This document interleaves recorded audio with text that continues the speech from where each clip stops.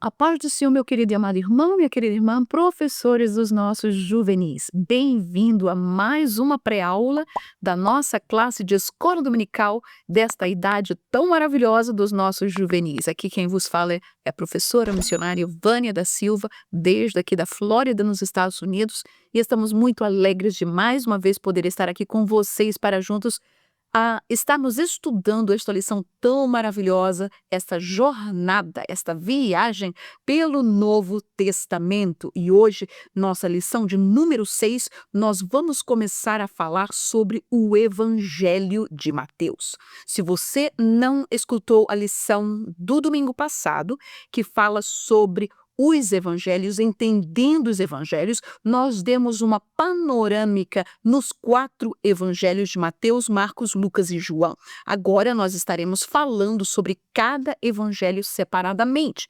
Portanto, seria muito importante de você voltar lá e assistir, porque foi uma aula muito maravilhosa e eu sei que você será abençoado e você terá uma estrutura melhor para assim trazer aos seus alunos da escola dominical. Amém?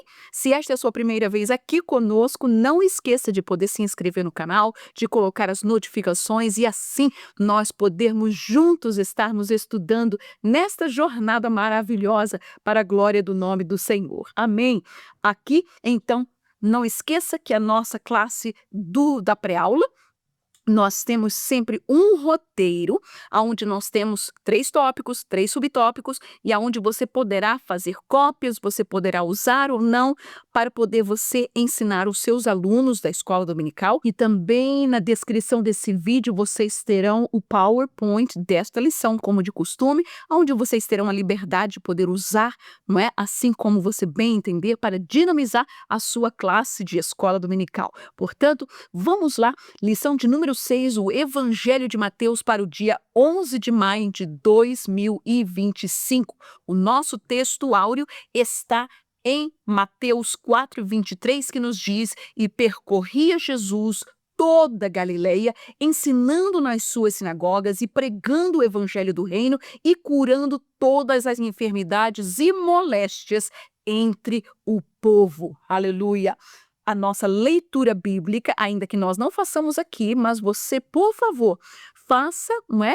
Você pode colocar os seus alunos para ler esta leitura, o que é muito importante, que dá base para aquilo que será ensinado na sua aula, e então está em Mateus, capítulo 5, versículo 1 ao 17. Vocês vão notar que no nosso roteiro, no nosso estudo hoje, nós estaremos falando muitos versículos no Evangelho de Mateus. Por quê? Porque nós estamos exatamente falando sobre ele, amém?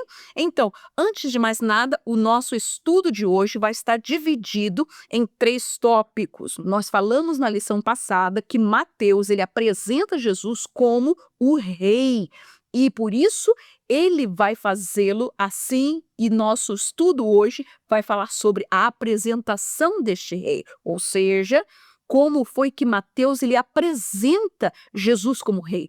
Em segundo lugar, a proclamação do rei, o que foi que Jesus ele proclamou através dos seus sermões, das suas parábolas. E em terceiro lugar, a autoridade deste rei. Amém?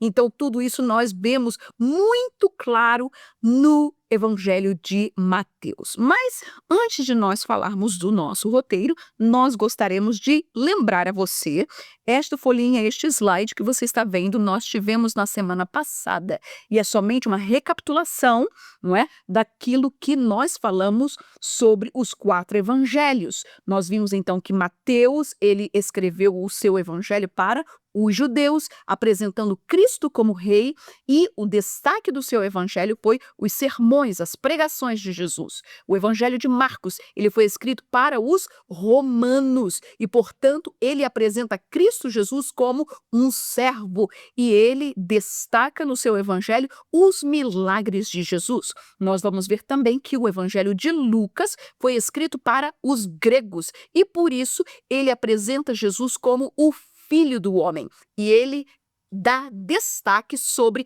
as parábolas de Jesus. E finalmente, o Evangelho de João, que ele escreve não para um povo determinado, mas ele escreve para todos os crentes, para a igreja de Jesus. E por isso ele apresenta Jesus como o Filho de Deus, como o divino, não é? E nós vamos ver que o seu destaque é sobre a divindade de Jesus. Portanto, este slide foi um slide muito importante que resumiu, não é, muito aquilo que nós falamos na semana passada. Muito bem, antes de entrar no nosso roteiro, eu gostaria de dar alguns detalhes sobre a pessoa de Mateus, amém? A Bíblia nos diz que Mateus, o seu nome significa dom de Deus. Ele também é chamado de Levi nos evangelhos. Você vai lembrar que muitos dos discípulos de Jesus, eles tinham dois nomes. Uma vez porque Jesus deu o nome para eles, outras vezes porque houve uma mudança de vida na pessoa. Isto era muito normal, mesmo no Antigo Testamento, que isso acontecesse. Você vai lembrar de Abraão, de Sara, eles tiveram seus nomes mudados, não é? Nós vamos ver Jacó também teve o seu nome mudado.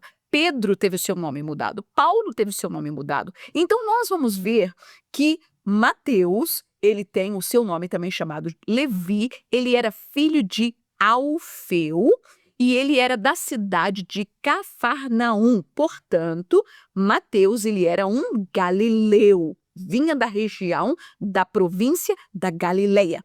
Segundo a tradição cristã, Mateus, tempos mais tarde, no ano 62 depois de Cristo, ele morreu, ele foi martirizado na Etiópia. Você vai lembrar que muitos de todos os discípulos de Jesus, os apóstolos, eles saíram propagando o evangelho de Cristo e todos eles, com exceção do apóstolo João, eles morreram de uma maneira martirizada, morreram como mártires em diferentes países. E então, seria um estudo sobre estes discípulos, né, que nós podemos fazer tempos depois. Mas hoje nós vamos ficar com Mateus e nós vamos ver também que ele era conhecido como o publicano, como o cobrador de impostos. Por quê? Porque ele trabalhava exatamente no governo romano, para o governo romano. O que é que Roma ele fazia? Eles invadiam um país, então eles subjugavam aquele país cobrando impostos. E para isso, eles não faziam eles próprios, eles colocavam pessoas, eles treinavam pessoas, contratavam pessoas, e este contrato era de 5 em 5 anos. Colocavam esta pessoa, não é, nesta posição para cobrar impostos do seu povo. E por que as pessoas muitas vezes faziam? Porque eles eram vistos como traidores da pátria, não é? Mas por quê? Porque Roma não somente dava um bom salário para eles, mas também dava liberdade deles torquear, de exceder nas suas taxas para poder trazer dinheiro para eles próprios. E por isso, os publicanos, na maior parte das vezes, eram pessoas ricas, eram pessoas abastadas. Nós vamos ver que não somente a Bíblia diz que Mateus era uma pessoa que tinha riqueza, era rico exatamente por causa disso, a ponto que ele fez um banquete para Jesus muito grande, convidando a outros publicanos para ali estarem. Você vai lembrar de outro publicano que aceitou a Jesus, que o seu nome foi Zaqueu, e Zaqueu tanto foi a corrupção em que ele vivia, que ele foi convencido pelo Espírito de Deus a fazer o quê? A dar de volta, a retornar tudo aquilo que ele havia defraudado, roubado, e não somente defraudado, não é? Não somente devolver uma vez, mas 4 vezes mais. Amém? Então vamos ver que este Mateus, que trabalhava em Cafarnaum, que ele estava no seu posto, e aquele posto era chamado de alfândega. Ali as pessoas vinham, não é? E as pessoas, eles estavam ali e eles cobravam, era anotado, não é? O que a pessoa pagava, e assim as pessoas sabiam quanto as pessoas eles tinham na sua agricultura. Se fosse no peixe, por exemplo, eles tinham que dar a quantidade de peixes que haviam pescado, quanto eles haviam vendido, e assim pagar as taxas para Roma. Era disso que Roma sobrevivia. E nós vamos ver que Mateus, não é, ou Levi, ele trabalhava em seu posto e foi exatamente ali no seu posto de trabalho, na alfândega, que Jesus, passando por ele, o viu e Jesus o chamou para segui-lo.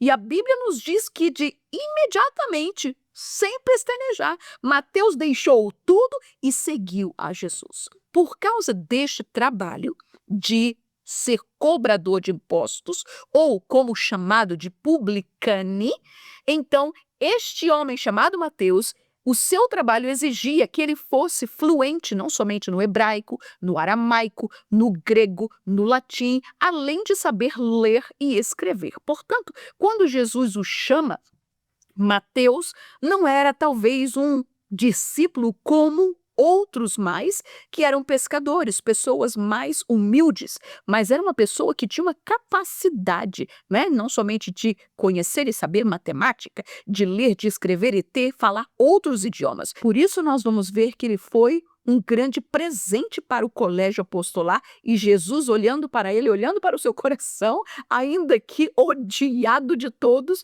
Jesus o amou, o chamou para si e ele automaticamente seguiu a Jesus. Amém? Portanto, vamos ver também acerca do evangelho de Mateus. Este Mateus, ele escreve o seu evangelho. E nós já vimos aqui que o evangelho de Mateus, ele foi escrito exatamente para os judeus, não é? Este evangelho de Mateus é o mais longo. Ele tem 28 capítulos. E nós vamos ver que ele apresenta Jesus como rei. Por isso, nós vamos ver em muitas vezes no evangelho de Mateus termos como o evangelho do reino, palavras do reino, em que se assemelha o reino de Deus. Nas parábolas que Jesus ele fala, ele sempre dizia e falava este termo. Então, Mateus ele descreve tudo isso no seu evangelho. Nós vamos ver também que como Mateus escreve para os judeus, foi necessário que ele provasse para os seus leitores que Jesus era o Messias prometido. E por isso, este evangelho de Mateus é o evangelho que mais tem citações do Antigo Testamento, exatamente para provar aos judeus, não é? Que Jesus era o Messias prometido através de quê? Através da lei, através dos salmos e através dos profetas. Amém? Mateus, ele dá ênfase, como nós já falamos, nos sermões, nas pregações de Jesus. Ele também, como diferente dos demais escritores dos evangelhos, ele traz 6 citações sobre detalhes de transações financeiras. Claro, ele era um cobrador de impostos, então quando surgiu, não é, fosse falando sobre a moeda que estava na boca do peixe que Pedro usou para poder pagar o imposto, então Mateus ele delineia, ele escreve aquilo de uma maneira muito preciosa, porque era sua área de trabalho. Nós vamos ver também que o Evangelho de Mateus ele registra pelo menos 40 parábolas de Jesus. E embora Mateus seja um evangelho sinótico, ou seja, Mateus, Marcos, Lucas são chamados os evangelhos sinóticos porque eles têm uma mesma visão. Eles trazem, na sua maior parte, as mesmas histórias, contando de uma visão ou de uma ótica, não é, parecida. Então, dando enfoques ou dando detalhes diferentes para nós, mas eles falam sobre a mesma coisa. Entretanto, o Evangelho de Mateus, apesar de ser chamado o Evangelho sinótico, 40% do seu escrito ele é único. Você não vai encontrar nos outros demais evangelhos. Também Mateus é muito importante porque ele é o único evangelho a usar o termo eclésia, que quer dizer igreja. Amém? Então vamos ao nosso roteiro de hoje, não é? Primeiro, a apresentação de Jesus, o rei. Como é que Mateus ele apresenta isso para os judeus? Primeiro, na sua genealogia. Mateus ele inicia o seu evangelho apresentando Jesus através de uma genealogia, mostrando que ele era descendente de Davi e também de Abraão. Nós vamos ver em que mais? Em sua busca. Em que busca? Os magos buscaram a ver aonde Jesus tinha nascido. Eles vieram a Jerusalém para poder buscar quem era este novo rei que havia nascido. E em terceiro lugar, o seu cumprimento. Que cumprimento? As profecias, as leis, os profetas falavam sobre este rei, falavam sobre a apresentação deste rei. Muito bem, em sua genealogia, Jesus, ele é chamado como filho de Davi. E não somente Mateus como Lucas, são os dois apóstolos que dão esta ênfase da genealogia de Jesus, que diz livro da geração de Jesus Cristo, filho de Davi, filho de Abraão, Mateus 1:1. E Jacó gerou José, marido de Maria, da qual nasceu Jesus, que se chama o Cristo, Mateus 1:16, não é? Lucas 3:23. E o mesmo Jesus começava a ser de quase 30 anos, sendo como se cuidava, filho de José e José de Eli. Amém? Se nós olharmos no Evangelho de Mateus, ele vai dando até chegar a Adão, não é? Então, graças a Deus. Então, Mateus, ele apresenta este rei e como é que ele convence aos seus leitores que Jesus é o filho de Davi, é através da genealogia. Por isso que para o judeu, genealogia é super importante. O nosso segundo subtópico nos diz a apresentação do rei em sua busca. Através de quem? Dos margos. Diz assim, outra coisa, o Evangelho de Mateus é o único que fala sobre este evento. É um dos únicos eventos que apenas no Evangelho de Mateus é descrito a apresentação, ou seja, a vinda dos reis magos do Oriente para ver a Jesus e trazer-lhes presentes. Muito bem. E tendo nascido Jesus em Belém da Judeia, no tempo do rei Herodes, eis que os magos vieram do Oriente a Jerusalém. E perguntaram, onde está aquele que é nascido rei dos judeus? Porque vimos a sua estrela no Oriente e viemos a adorá-lo.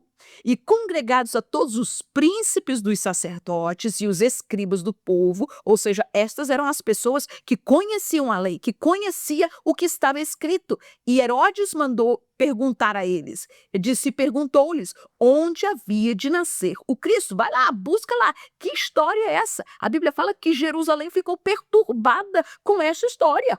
Rei e Herodes, ele sabia, ele era um homem muito malvado, cruel, ele matou suas esposas, matou seus filhos, e quando se fala da notícia que existe um novo rei, Herodes quer saber aonde é, e olha o que ele diz, e eles lhes disseram, em Belém da Judeia, porque assim está escrito pelo profeta. Que profeta? O profeta Miqueias. Amém? Muito bem. Mateus 2:11. Os magos, eles saem, a estrela leva-os até o lugar, a casa aonde Jesus estava, juntamente com José e Maria.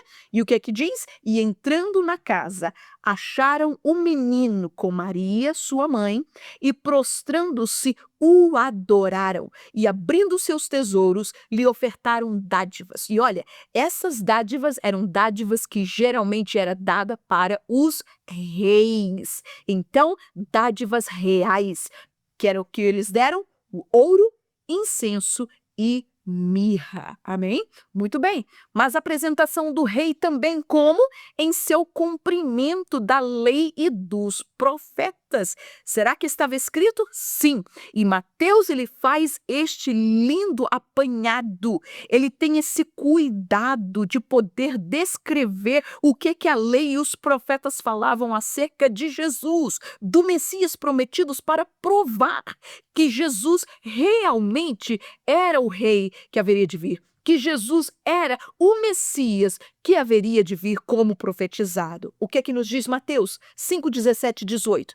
Não cuideis que vim destruir a lei ou os profetas. Não vim abrogar, mas cumprir. Isso foi uma palavra que Jesus, ele disse.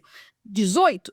Porque em verdade vos digo que até que o céu e a terra passem, nem um jota ou um tio se omitirá da lei sem que tudo seja cumprido. Oh, meus queridos, Jesus era o único que tinha poder para poder fazer cumprir toda a verdade, toda a profecia. E você vai ver isto vez atrás vezes na pessoa de Jesus, muitas vezes dizendo, e Mateus ele cita isso muitas vezes, como disse o profeta, como assim para cumprir o que o profeta disse, amém? Então nós vamos ver que Jesus foi este cumprimento da promessa de Deus para o seu povo. Versículo Mateus 27:35, e havendo-o crucificado, repartiram as suas vestes, lançando sortes para que se cumprisse o que foi dito pelo profeta. Olha aí, Mateus não deixa nada sem dizer aonde está escrito. Por isso é muito importante de saber o quê? Que nós não podemos de maneira alguma tomar o Velho Testamento, rasgar as páginas e deixar para lá. Não, Antigo Testamento está antiquado, está acabado, não precisamos mais. Não, irmãos, nós precisamos do Antigo Testamento, ele é a base daquilo que se cumpre no Novo Testamento. A Antiga Aliança e a Nova Aliança, elas caminham juntos, de mãos dadas, amém? E ele disse, para que se cumprisse o que foi dito pelo profeta. O que foi? Repartiram entre si as minhas vestes e sobre a minha túnica lançaram sortes. Isso havia sido profetizado nos Salmos, e Mateus agora, ele revela, ele mostra isso para despertar, para poder, ver se a ficha cai do pessoal. Disse, gente, abre o olho, não escutem aí o que os fariseus estão dizendo. Vocês têm que lembrar o que é que as escrituras dizem. Aleluia. Muito bem, olha aí. Outra coisa também, nós vamos ver que nesta apresentação, não é? Os discípulos começam a chamar uns aos outros, e Filipe, a Bíblia nos diz que acha a Natanael, que estava sentado debaixo de uma figueira. E ele traz Natanael a Jesus e disse, olha, encontramos Jesus de Nazaré. E ele disse, vem alguma coisa boa de Nazaré? Mas olha só o que aqui ele fala. Filipe achou Natanael e disse-lhe, havemos achado aquele de quem Moisés escreveu na lei, e de quem escreveram os profetas, Jesus de Nazaré, filho de José. Aleluia. Olha aí, Mateus, ele não permite, não deixa espaço. Ele fala, ele mostra, não somente escreveu na lei, escreveu nos profetas, Jesus de Nazaré, filho de José, e ele ainda coloca aí, mostra a genealogia dizendo que é assim, não é? Então nós vamos ver que na Bíblia Sagrada, apesar deste texto não ter sido escrito por Mateus, mas sim por João, mas nós vemos que os evangelhos, de que os apóstolos, eles não deixaram sombra de dúvida de quem era Jesus, de que genealogia ele vinha, do que ele vinha representar e daquilo que ele era. Amém? Muito bem. O nosso segundo tópico, então, fala sobre a proclamação deste rei. Amém? Muito bem. A proclamação de quê? Da justiça do reino. Falando sobre os princípios deste reino, falando também sobre a vitória do reino. Lembre-se que se Jesus, ele é este rei que Mateus ele apresenta, este rei tem que ter um reino. E este reino não somente tem que ter um princípio, tem que ter justiça, tem que ter vitória. Amém? Então nós vamos ver exatamente isso. Se vocês, essa fotografia que vocês estão vendo é a Igreja das Bem-aventuranças. No Monte das Bem-aventuranças, na Galileia, tem esta igreja que ela marca o encontro, ou marca o evento que aconteceu, aonde Jesus ele dá o seu sermão do monte. O sermão do monte, não é? Foi algo que Mateus, ele registra em 3 capítulos, capítulos 5, 6 e o 7, e ele fala, não é, sobre o que Jesus, a pregação, o contraste da justiça do reino de Deus com o do reino da terra. Nós vamos ver muitas vezes, não é? Mateus ele dando afinando e dando estes detalhes dessas pregações e destes sermões de Jesus. Você pode imaginar Mateus enquanto Jesus está falando, Mateus está anotando, Mateus está, não é, escrevendo tudo. E é por isso que nós temos este lindo sermão no Evangelho de Mateus que fala e que nos dá esse contraste, não é? Da justiça do reino de Deus. Muito bem, então, neste lugar onde houve este sermão, ali então tem uma igreja que é chamada a Igreja das Bem-aventuranças. Então, vocês vão ver aí no sermão Bani aí, não é? E esta igreja dá de vista para o mar da Galileia, não é? Então, esta vista aqui que eu tirei, então, vem desde o Monte das Bem-aventuranças, como é chamado, para o restante do mar da Galileia, e as pessoas se reuniram ali para ouvir a Jesus. Mas então, quais são estes contrastes que nós encontramos no Sermão da Montanha? Vamos lá ver Mateus 5, 20, 27 e 28 e Mateus 23 e 3. Diz assim: porque vos digo que se a vossa justiça não exceder a dos escribas e fariseus, de modo nenhum entrareis aonde? No reino dos céus. Olha aí a conotação que Mateus ele dá em seu evangelho, não é? Então, nós vamos ver que neste sermão, Jesus ele está mostrando para o seu povo, para o povo judeu, que estava acostumado a ouvir judeus, escribas, fariseus, saduceus nas suas sinagogas, falando demais, dizendo coisas e não cumprindo, excedendo tanto no seu fanatismo, no seu legalismo do detalhe da lei, das tradições orais, né? Como nós já falamos aqui do Mishnah, do Talmud. Entretanto, Jesus, o seu reino, não era apenas um reino daqui da terra. Jesus estava mostrando para os seus discípulos e para aqueles que os estavam ouvindo, como também para nós, qual é a característica, qual é o princípio, qual é a moral do Evangelho de Deus. Amém? E é por isso que ele diz assim: ouvistes que foi dito aos antigos, não cometerás adultério. Isto era o que todo mundo estava acostumado. Olha, não cometais adultério. Mas Jesus ele muda um pouco. Jesus ele traz a dimensão profunda do Evangelho de Deus, do reino de Deus para o homem. E Jesus diz o quê? Eu, porém, vos digo que qualquer que atentar numa mulher para a cobiçar, já em seu coração cometeu adultério com ela. Meus queridos, isto é muito profundo. Isto é muito sério, porque muitas vezes nós pensamos, não é? Ou seja, a pessoa, muitas vezes nós podemos ver uma pessoa que está arrasada, que está como presa, não é? E você disse, será que a pessoa pecou? Será que a pessoa cometeu alguma coisa? Talvez não tenha cometido o ato ainda.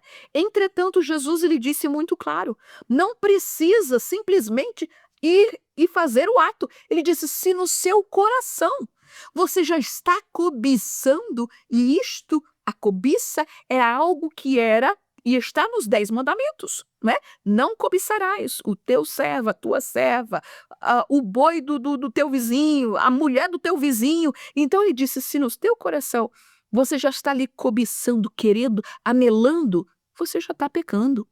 Você já está em adultério. O cair, o atuar, é simplesmente um passo a mais. Os irmãos entendem? Então, meus queridos, tome esta palavra e mostre aos seus juvenis quão importante é para nós vigiarmos e cuidarmos do nosso coração. Porque não é somente apenas o que nós estamos fazendo. Deus não somente vai nos redarguir por aquilo que nós fazemos, mas aquilo que ainda não subiu ao coração, aquilo que ainda está sendo maquinado aqui, tem que ser vigiado. É por isso que a Bíblia nos diz que se nós temos que cuidar de uma coisa, Cuide do seu coração. Provérbios fala isso muito claro. Cuide do seu coração, porque dele, a Bíblia diz, é de onde vai e sai as saídas da vida. O pecado não vem simplesmente de fora e entra, não. Começa lá dentro e expõe para fora. Então, nós temos que ter este cuidado e nós temos que mostrar esta verdade que Jesus, ele disse, não é? E mostrou este contraste da justiça do reino de Deus. Então, o que é que nos diz também? Mateus 23:3. Observai, pois, e praticai tudo o que vos disserem. Jesus falando sobre os fariseus. Mas não procedais em conformidade com as suas obras, porque dizem e não praticam. Amém? Portanto, meus queridos irmãos, a proclamação do reino de Deus fala sobre este contraste, não é? Da justiça através dos sermões de Jesus. Em segundo lugar, a proclamação do rei demonstra os princípios do reino de Deus. E Jesus mostrou esses princípios do reino de Deus através de quê? Através das suas parábolas. Nós vimos aqui Mateus, ele traz para nós, pelo menos, registra as 40 parábolas de Jesus. Então, mostrando o quê? Mostrando exatamente quais são esses princípios do reino de Deus. Vamos lá ver alguns deles, amém? Mateus 9:35. E percorria Jesus todas as cidades e aldeias, ensinando nas sinagogas deles e pregando o evangelho do reino e curando todas as moléstias e enfermidades entre o povo. Então, nós vamos ver que Mateus, ele mostra aqui o tríplice ministério de Jesus, fazendo o quê? Pregando, ensinando e curando. Amém? Estes são os 3 ministérios de Jesus. Pode repetir aí vocês? Pregar, ensinar e curar. Amém? Muito bem. Olha aí o que diz. Também o reino dos céus é semelhante. Olha aí, Jesus, não é? Sempre nas suas parábolas, ele vai trazer ao povo o que era uma parábola, era uma história que ele colocava, que ele aplicava de coisas do dia a dia da pessoa que eles estavam acostumados a ver, a fazer, a viver, para poder trazer as verdades espirituais para o povo. E então, Jesus, ele fala, também o reino dos céus é semelhante, é igual ao quê? Isso aqui é algo que todos estavam acostumados. Há um tesouro escondido num campo que um homem achou e escondeu. E pelo gozo dele, pelo gozo de encontrar um tesouro, ele vai, faz o quê? Vende tudo quanto tem e compra aquele campo. Amém? Jesus também fala várias parábolas, né? Você pode até fazer um testezinho com seus alunos. Vamos lá. Quem é que lembra de mais parábolas da Bíblia Sagrada, não é? Parábola do filho pródigo, parábola das 10 dracmas, parábola da ovelha perdida, parábola dos 10 talentos e tantas outras demais. Depois nós vamos fazer uma folhinha, né? Quando nós falarmos sobre o Evangelho de Lucas, nós vamos estar trazendo uma folhinha com todas as parábolas de Jesus para vocês, amém? Muito bem, mas Jesus também falou sobre a parábola da rede. O que foi que Jesus falou? Igualmente, olha aí essa palavra, assemelhá-lo-ei, igualmente, aqui hei de comparar todas essas palavras. Jesus, ele falava para poder trazer uma parábola, para trazer os princípios do reino. Igualmente, o reino dos céus é semelhante a uma rede lançada ao mar que apanha toda qualidade de peixes. Ou seja, o que Jesus está dizendo na sua parábola? Que o reino de Deus, ele não vai escolher as pessoas quando está pregando. Ou seja, os fariseus, eles não comunicavam com os samaritanos, eles não comunicavam com os romanos, não é? Com os gentios, não. Eles não comunicavam com os pecadores, com os publicanos, com as meretrizes. Eles pensavam que eles eram pessoas especiais. Então, eles deixavam de lado, não é? Os pobres, Os coitados dos publicanos, eles eram considerados pela elite religiosa os piores dos pecadores. Eles consideravam ele como se fosse um pecador, uma meretriz. Você vai até lembrar daquela parábola que Jesus ele diz sobre o fariseu e o publicano. Que parábola foi essa? Que o fariseu foi lá no templo e quando olha para o publicano, um Mateus, um Zaqueu da vida, um cobrador de impostos, né? E disse: "Ô Senhor, graças te dou, porque eu não sou como este publicano. Eu faço as minhas orações, eu faço meus jejuns, eu dou a minha oferta, eu dou isso, dou aquilo. Olha, eu. O homem está lá em cima do pedestal." E Jesus disse: o coitado do publicano estava lá no fim da igreja, estava lá no fim do templo. Não queria nem levantar os seus olhos para o céu, dizendo: Senhor, me perdoa, porque eu sou um pobre pecador. Eu não sou ninguém, eu não mereço Jesus. E o que é que Jesus disse? Portanto, no final das contas, e aquele publicano foi perdoado. Jesus dizia esse princípio para os seus discípulos, que aquele que diz que não tem pecado, a cegueira não sai deles. Jesus lhe disse: eu não vim para os sãos, para os bons, para os perfeitos, para os religiosos. Não, eu vim para o enfermo, eu vim para o doente, eu vim para o pecador, eu vim para aquele que estava perdido. Não é isso que diz Lucas 19:10? Porque o Filho do Homem veio buscar e salvar os que se haviam perdido. Aleluia. E Deus, Jesus, ele coloca esses princípios através de simples parábolas que Jesus dizia para eles. Olha aí. E estando cheia, não é? Repetindo, igualmente o reino dos céus é semelhante a uma rede lançada ao mar. Os discípulos, o pessoal estava acostumado. Jesus estava falando essa parábola na beira do mar, junto ao mar da Galileia. E ele disse que apanha toda a qualidade de peixes. E ele disse: e estando cheia a sua rede, a puxa para a praia e, assentando-se, apanham para os cestos os bons, os ruins, porém, lançam fora. Amém. Então, Jesus mostrando que o evangelho é pregado, o evangelho é trazido para todas as pessoas. Mas é claro, todo mundo aceita Jesus? Não, irmãos. Todo mundo vai se salvar? Não, de maneira nenhuma.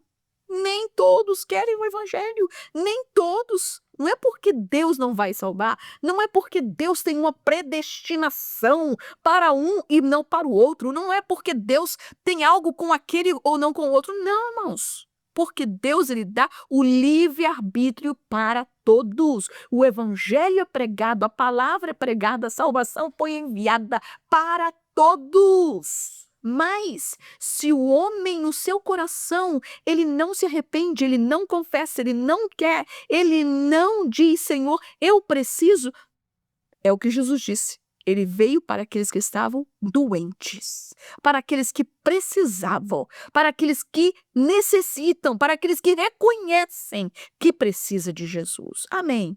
Aleluia. Muito bem. E em terceiro lugar, na proclamação do rei, ele vem para retratar a vitória deste reino. O reino de Deus, ele veio e ele tem. Existe muita luta no reino de Deus. Você pensa que ao ensinar na escola dominical, isso aqui é simplesmente um trabalho do domingo e que tudo isso você leva numa boa? Não, meus queridos. Este é um trabalho espiritual. Este é um trabalho que você está fazendo para poder ensinar, para poder trazer a palavra de Deus ao coração dos seus alunos. E você vai ser atacado, você vai receber setas, você vai ser injustiçado, você vai ser perseguido. E você vai dizer: mas mãe, aquele irmãozinho lá tá na igreja que tá fazendo isso. Exatamente. Jesus estava ali junto com o povo, mas Jesus estava também junto com os fariseus, junto com os saduceus, junto com os escribas. Pessoas que estavam sempre tentando atacar. Pessoas que estavam sempre tentando tirar fora. Por quê? Porque o inimigo das nossas almas, ele não tem prazer e ele não quer que o evangelho de Jesus possa crescer, nem que os seus alunos, nem que você mesmo possa crescer na palavra de Deus, porque ele sabe que quando o homem aprende, quando o homem cresce, quando o homem de Deus, quando a mulher de Deus, ela se enraiza na palavra de Deus, nesta Bíblia sagrada, poderosa que, meus queridos, o diabo sabe. Aleluia! Que você não vai ser enganado, que você não vai cair no pecado, que você não vai ser Maria vai com as outras. Não, você vai defender o evangelho, aquilo que você sabe, aquilo que você tem consciência, aquilo que você aprendeu, aquilo que Deus colocou na sua vida. Amém. Aleluia. O reino de Deus também é um reino de vitória. Por mais perseguido que nós sejamos, o reino de Deus, no final, será vitorioso. O diabo pode armar todas as suas ciladas, mas Deus, o reino de Deus, em toda o final, será vitorioso. Aleluia. O que diz? E logo depois da aflição daqueles dias. E aí, Mateus, ele está falando no capítulo 23, 24, 25, sobre o sermão profético, o sermão que fala sobre as últimas coisas, os últimos dias da igreja de Israel na face dessa terra. E o que é que ele diz? E logo depois da aflição daqueles dias, o sol escurecerá e a lua não dará a sua luz e as estrelas cairão do céu e as potências do céu serão abaladas. Então aparecerá no céu o sinal do Filho do Homem, e todas as tribos da terra se lamentarão e verão o Filho do Homem. Como? Vindo lá, sangrando, vindo destruído, vindo abalado. Não. Ele disse: verão o Filho do Homem vindo sobre as nuvens do céu, com poder e grande glória. Aleluia! O reino de Deus é um reino vitorioso. Deus não perde, meus queridos. Jesus não perde. O Espírito Santo não perde. A igreja, aleluia, é vitoriosa. Aleluia. Podemos sofrer, vamos sofrer sim. Temos apertos, mas o reino de Deus, que é maior do que eu, que é maior do que você, sempre será vitorioso. E isso nos mostra a palavra de Deus. Mateus diz: e quando o Filho do Homem vier em sua glória e todos os santos anjos com ele, então se assentará aonde? No trono da sua glória. É verdade que Jesus, ele não veio para poder ser o rei. Algumas vezes tentaram coroar ele como rei, mas ele disse, ele se esquivava, ele fugia, ele saía fora. Disse: esta não é a minha hora, não é para isso que eu vim. O meu reino não é daqui. Enquanto todo mundo queria que Jesus viesse para ser aquele revolucionário, para trazer Roma abaixo e colocar, o reino dos céus aqui na terra, Jesus disse: não é esta a minha missão. Agora não. Ele virá, conforme está escrito, Mateus 25, 31.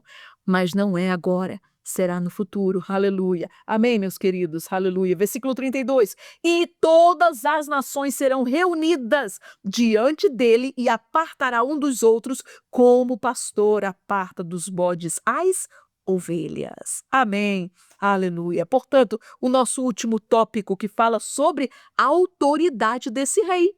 Este rei tem poder, este rei tem autoridade, este rei tem ousadia, este rei, como disse Jesus, a mim me foi dado todo o poder nos céus e na terra, portanto, ide pregai o evangelho a toda criatura, aleluia. E este poder Jesus, ele deu aos seus discípulos, deu à sua igreja, deu a você, deu a mim, deu e dá para os seus alunos da escola dominical. Amém? A autoridade do rei é sobre o quê?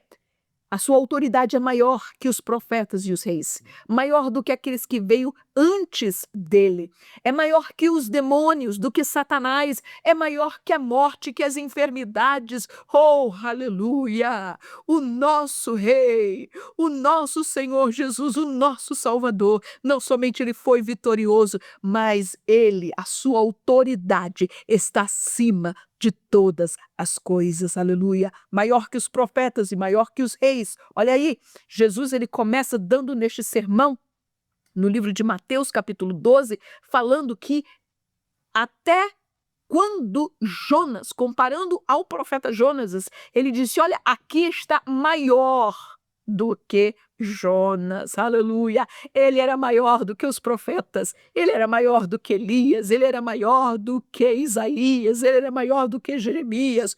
Todos estes profetas falaram, oh, como vendo, aleluia, dizendo, olha, há de virou, há de virou, há de virou. E Mateus simplesmente diz, como diz o profeta Jeremias, como diz o profeta Isaías, como diz os salmos, como diz a lei, aleluia. E olha aí o que ele escreve, os ninivitas ressurgirão no juízo com esta geração e a condenarão, porque se arrependeram com a pregação de Jonas, e eis que está aqui quem é mais do que Jonas, aleluia. Olha aí, a rainha do sul se levantará no dia do juízo com esta geração e a condenará, porque veio dos confins da terra para ouvir a sabedoria de Salomão, e eis que está aqui. Quem é mais do que Salomão? Aleluia!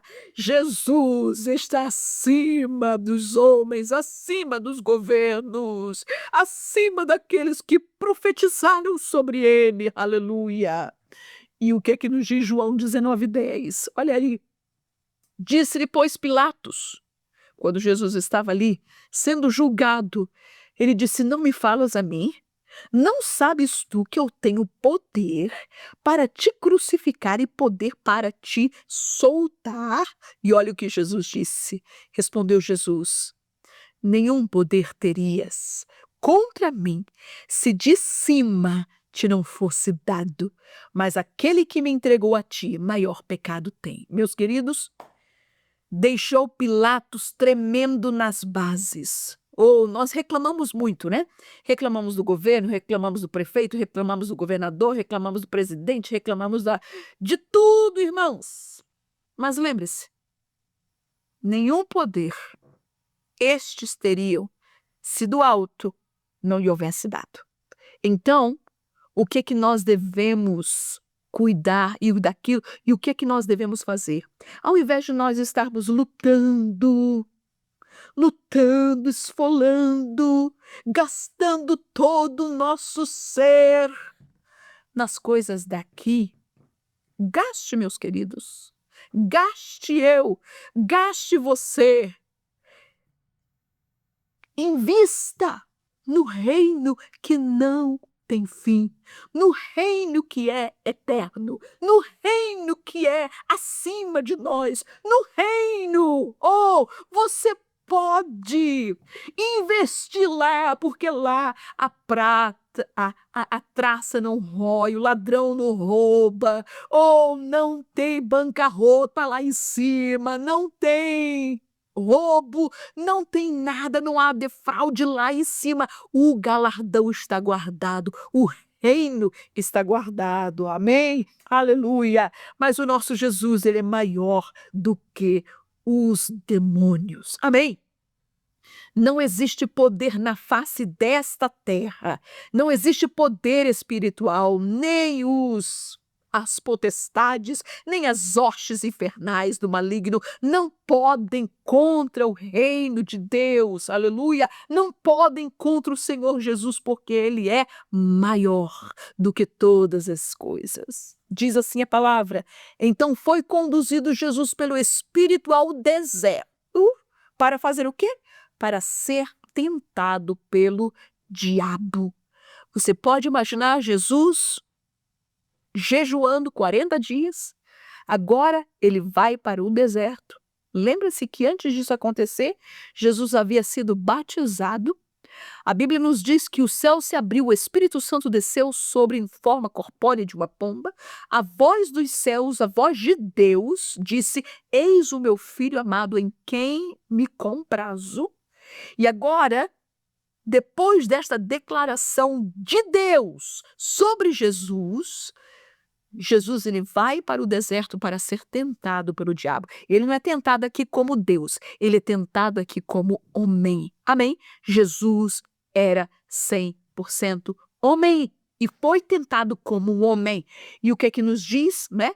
Houve 3 pontos na tentação de Jesus, mas nós vamos tocar somente uma. E disse-lhe: tudo isto te darei. Ele mostrou os reinos da terra. Se prostrado me adorares. Dá só aí uma joelhadazinha, Jesus, né? E eu te dou todos os reinos dessa terra. Como que os reinos dessa terra fossem dele. Então disse-lhe Jesus: vai-te, Satanás, porque está escrito: ao Senhor teu Deus adorarás, e só a ele servirás. E a Bíblia fala de que o demônio foi embora, o diabo foi embora, e vieram os anjos e serviram a Jesus. Mas olha aí, e os demônios rogaram-lhe dizendo, isso foi quando Jesus ele expulsa os demônios que estavam naquele homem gadareno. Rogaram-lhe dizendo: se nos expulsa, permite-nos que entremos naquela manada de porcos. Olha aí os demônios suplicando a Jesus: não nos mande de volta lá para o abismo. Por favor, deixa-nos entrar nessa manada de porcos. E o que é que acontece? E ele lhes disse: ide. E saindo eles, se introduziram na manada dos porcos, e eis que toda aquela manada de porcos se precipitou no mar por um despenhadeiro e morreram nas águas. Mateus 17:18, e repreendeu Jesus o demônio que saiu dele, e desde aquela hora o menino sarou. Isto foi um homem que trouxe o seu filho que era lunático, e a Bíblia diz que ele se jogava no fogo, se jogava na água, e ele disse: Jesus, se tem misericórdia de mim, eu trouxe o meu filho aqui para os teus discípulos, eles não conseguiram expulsar o demônio dele. E chegando Jesus disse: vai-te, sai-te, se liberto, aleluia. Quantas vezes os demônios queriam falar, né? E Jesus disse: cala-te. Jesus não permitia os demônios falarem. Não é? E isso é muito importante, meus queridos, porque muitas vezes a gente encontra aí crente por aí querendo conversar, falar, né? Bater papo com os demônios. Não! Igreja não bate papo com demônio. A igreja expulsa os demônios. A igreja tem poder, aleluia, para expulsar. Não precisamos ficar de conversinha fiada com espíritos, com demônios, para saber quem é, quando é, que cor é, aonde é que está, onde é que mora, o que é que faz, qual é o nome. Não, aleluia. Aprendamos de Jesus, o Filho de Deus que tinha poder sobre os demônios. Ele disse: cala-te, sai dele. E saía, irmãos. E a pessoa era liberta. Amém. Aleluia. Mas finalmente, Jesus, ele era maior que a morte. Amém. O que é que nos diz Lucas 7:14-16? Nós vamos ver que Jesus curou várias pessoas, que ressuscitou da morte a muitas pessoas. Uma delas foi uma jovenzinha de 12 anos chamada Talita, não é? E Jesus, a filha de Jairo, que Jesus entra na sua casa quando todo mundo está lá chorando, e Jesus disse: ela não está morta, ela simplesmente está dormindo. E a Bíblia fala que os seus pais, juntamente com Jesus, né, e alguns dos seus discípulos entraram, e Jesus ressuscitou a Talita. Mas nós vamos ver também o filho da viúva de Naim. A mulher viúva estava saindo da cidade para enterrar o seu filho, e Jesus estava entrando na cidade. Olha que encontro maravilhoso! Dos tristes com os alegres, da morte com a vida, aleluia! E olha aí, e chegando-se, tocou o esquife, tocou o caixão, né? E os que o levavam pararam e disse: jovem, eu te digo, levanta-te. Olha aí, aleluia! Levanta-te. E o que é que acontece? E o defunto assentou-se e começou a falar e entregou a sua mãe. Aleluia. Mas nós vamos ver também. E de todos se apoderou o temor e glorificavam a Deus, dizendo: um grande profeta se levantou entre nós e Deus visitou o seu povo. Oh, meus queridos, depois de tantos anos de silêncio, oh, o povo começa a ver os milagres, começa a ver tudo que Jesus está fazendo. Ele disse: Deus lembrou da gente, Deus visitou o seu povo, aleluia. João 11:25, outro homem que foi ressuscitado por Jesus, chamado Lázaro. Disse-lhe Jesus: eu sou a ressurreição e a vida.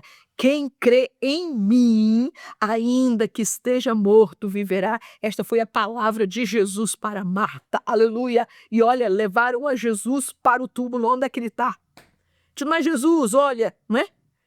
Já está fedendo, já faz 4 dias. Ele disse: me mostra onde é que está. E o que é que acontece? E tendo dito isso, clamou com grande voz: Lázaro, vem para fora. E o que é que acontece? E o defunto saiu, tendo as mãos e os pés ligados com faixas e o seu rosto envolto num lenço, e disse Jesus: desligai-o e deixai-o ir. Aleluia. E finalmente, meus queridos, Apocalipse 1:18, o que é que diz? E o que vive, fui morto, mas eis aqui estou vivo para todos sempre. Amém. E tem o quê? As chaves da morte e do inferno. Jesus, ao morrer, Jesus, ao descender ao Hades, Jesus toma da mão do diabo as chaves da morte e do inferno, e por isso ele tem poder hoje, aleluia, que ainda que nós possamos morrer fisicamente, haverá o dia que a trombeta irá soar, e que os nossos corpos não poderão permanecer na sepultura, eles ressuscitarão quando Jesus chamar o nosso nome, aleluia, quando a trombeta tocar, aleluia. Portanto, Jesus, ele teve poder e tem poder sobre a morte. Amém? Meus queridos, que Jesus possa vos abençoar poderosamente a vossa classe neste que fala sobre o Evangelho de Mateus. E não esqueça, próxima semana estaremos aqui para estudar sobre o Evangelho de Marcos. Amém? Assim que Jesus te abençoe e te conceda uma escola dominical abençoada. Amém.